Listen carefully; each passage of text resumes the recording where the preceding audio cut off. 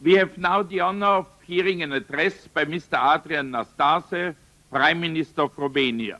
After his address, the Prime Minister has kindly agreed to take questions from the floor.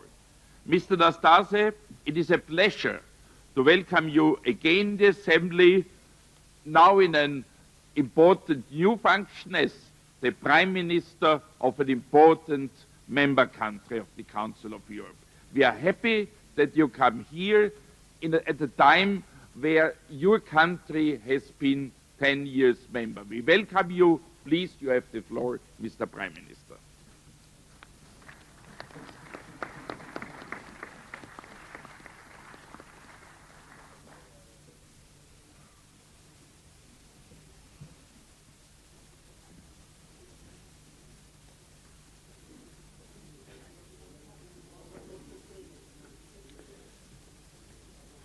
Monsieur le Président, très distingués membres de l'Assemblée, Mesdames, Messieurs, c'est un très grand plaisir pour moi de me retrouver aujourd'hui, ici, dans cet hémicycle de l'Assemblée parlementaire du Conseil de l'Europe. Permettez-moi tout d'abord de remercier M.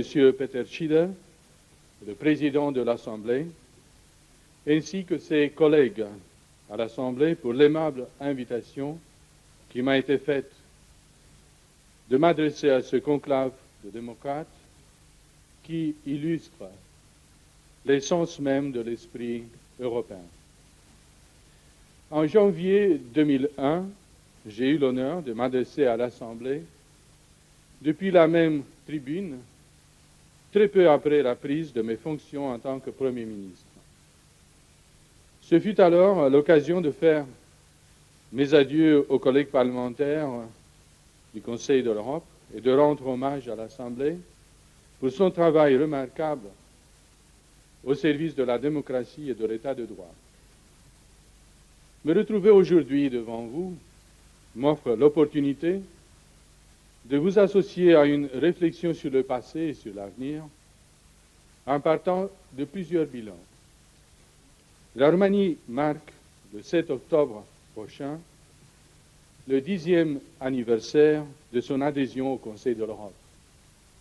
Pendant cette période, le Conseil de l'Europe s'est donné un nouveau visage en passant de 33 membres en 1993 au sommet de Vienne à 45 aujourd'hui. La vocation pan-européenne de cette organisation unique œuvrant pour la promotion des valeurs et des principes de la démocratie, de l'état de droit et des droits de l'homme a été plus d'une fois confirmée par les développements historiques qui ont eu lieu sur notre continent. L'Union européenne et l'OTAN connaissent un élargissement historique. Tout au long de ce processus, le Conseil de l'Europe a constitué un facteur d'unité autour du noyau formé par les principes et les valeurs essentielles pour la démocratie. Cette vocation du Conseil va s'affirmer aussi à l'avenir. Mesdames, Messieurs, la présence de nos parlementaires au sein de cette Assemblée a marqué toute une génération politique en Roumanie avec des effets incontestables sur la construction d'une Roumanie démocratique. Depuis la fin de la guerre froide, la Roumanie a participé activement aux initiatives qui ont marqué l'évolution de l'architecture européenne. Elle a également été un acteur et un sujet de transformation démocratique qui leur sont associés à cette évolution. Dans la société roumaine d'aujourd'hui, pleinement intégrée dans le modèle européen, le rôle et l'action du Conseil de l'Europe ont une signification toute particulière. Promouvoir par la stabilité politique interne la stabilité démocratique au niveau régional et pan-européen est un autre volet de l'action du Conseil de l'Europe où la Roumanie s'est insérée en partenaire digne de confiance. Dès le début des années 90, lorsque le processus d'élargissement vers l'Est a été lancé, le Conseil de l'Europe a fait valoir sa capacité de renforcer la sécurité et la stabilité du continent par la voie du dialogue et de la réconciliation entre États.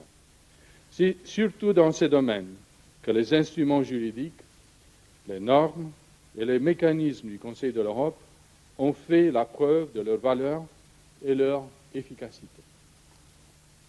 La Roumanie se trouve à ce jour dans une nouvelle phase de réformes institutionnelles qui ont cycliquement marqué notre passage du stade de pays en transition à celui de démocratie consolidée.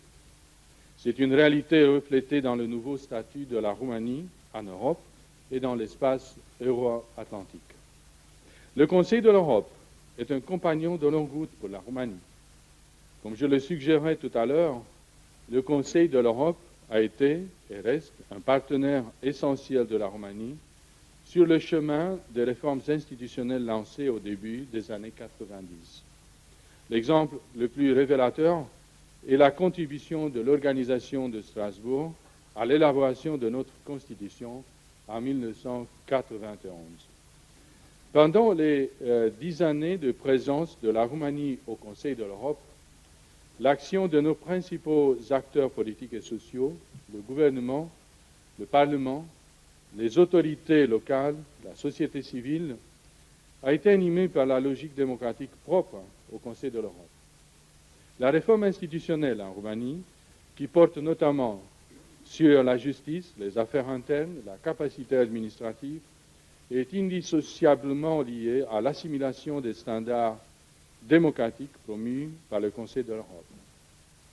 Là, il ne s'agit pas seulement de réguler en fixant des normes, mais surtout de créer de vrais réflexes démocratiques au niveau individuel et social. Cet automne, les citoyens roumains sont appelés à adopter par la voie référendaire le projet de révision de la Constitution et marquer ainsi l'adaptation de la loi fondamentale au statut de futurs membres de l'Union européenne.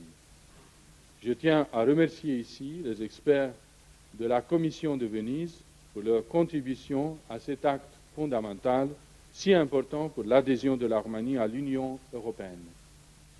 Quant au renforcement de la capacité administrative, nous estimons que la décentralisation est nécessaire puisqu'elle répond à l'exigence de rapprocher des citoyens le pouvoir de décision.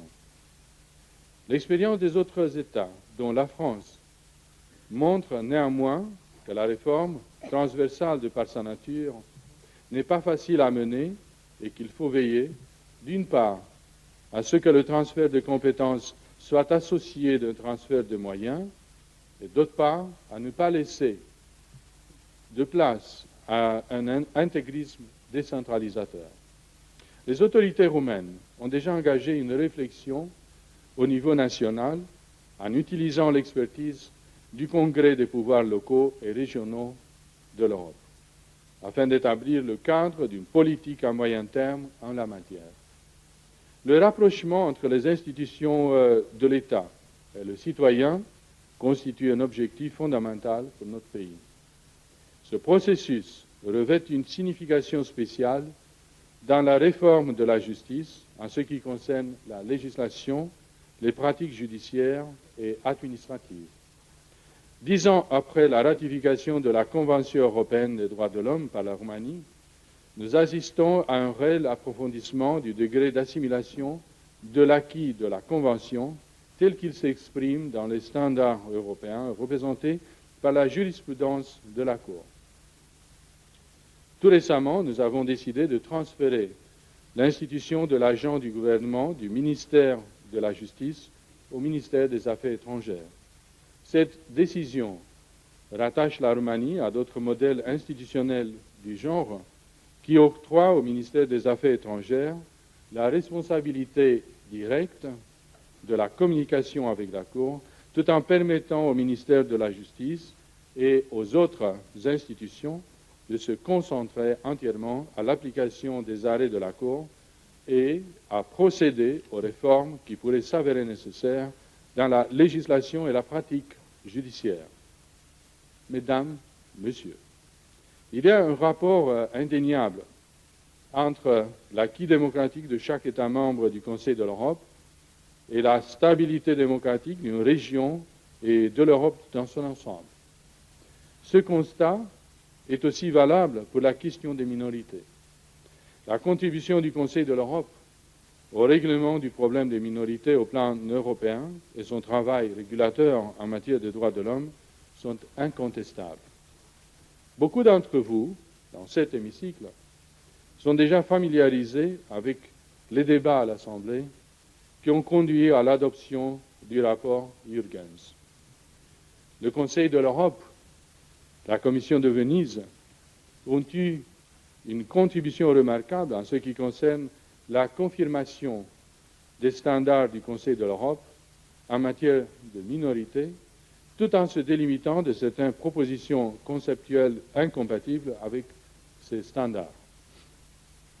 Il y a quelques jours, j'ai reçu M. Péter Megeshi, le Premier ministre de la Hongrie, à Bucarest. À cette occasion, nous avons signé l'accord bilatéral concernant les conditions d'application de la loi hongroise sur les facilités. C'était un moment fort, un moment important, à valeur d'exemple pour la disponibilité au dialogue et l'esprit de responsabilité qui ont prévalu des deux côtés pour parvenir à cet accord. La Commission de Venise, l'Assemblée parlementaire du Conseil de l'Europe et le Haut-Commissaire pour les minorités nationales de l'OSCE ont pu juger du juste équilibre trouvé autour des questions difficiles qui font l'objet de cet accord. C'est ce qui nous autorise à dire que ce fut un succès commun, révélateur et illustratif pour la conscience politique et démocratique européenne. Un commissaire européen m'a fait remarquer que cela valait bien pour tous les deux un prix Nobel. C'est un peu exagéré. Je ne manquerai pas d'évoquer de la hauteur de ces tribunes la qualité des relations entre l'Arménie et la Hongrie, car j'estime qu'elle constitue une réussite au plan européen, et je suis persuadé que le Premier ministre Péter Megeshi va vous confirmer après-demain cette analyse. La signature de l'accord mentionné est une victoire diplomatique importante, aussi bien pour la Roumanie que pour la Hongrie. Ensemble, nous avons gagné encore un combat au profit de l'Europe. La stabilité et la sécurité européennes sont menacées quand les droits de l'homme et les droits des minorités le sont. Ce constat est évident si l'on regarde autour de nous les conflits et les crises ayant déchiré les Balkans et le Caucase, l'intolérance ethnique, la discrimination et la haine ont été responsables pour une grande partie de cette violence. Toutes les personnes appartenant aux minorités méritent la même attention et par conséquent un traitement égal de la part de l'État dont elles sont les citoyens. Le chemin vers la démocratie ne peut être fondé que sur cette approche. Comme vous le savez peut-être, quelques millions de Roumains vivent hors des frontières de la Roumanie. Très bientôt, nous allons promouvoir un projet de loi pour les soutenir à préserver et à affirmer leur identité culturelle et linguistique conformément aux standards contenus dans les documents européens et internationaux en la matière. Ladies and gentlemen, I would like to continue my presentation by offering some highlights on Romania's priorities. The contribution of the Council of Europe to the implementation by Romania of the Copenhagen political criteria of the European Union is invaluable. Justice and home affairs are another field of excellence where Council of Europe expertise and long-term cooperation with Romania has borne its fruits.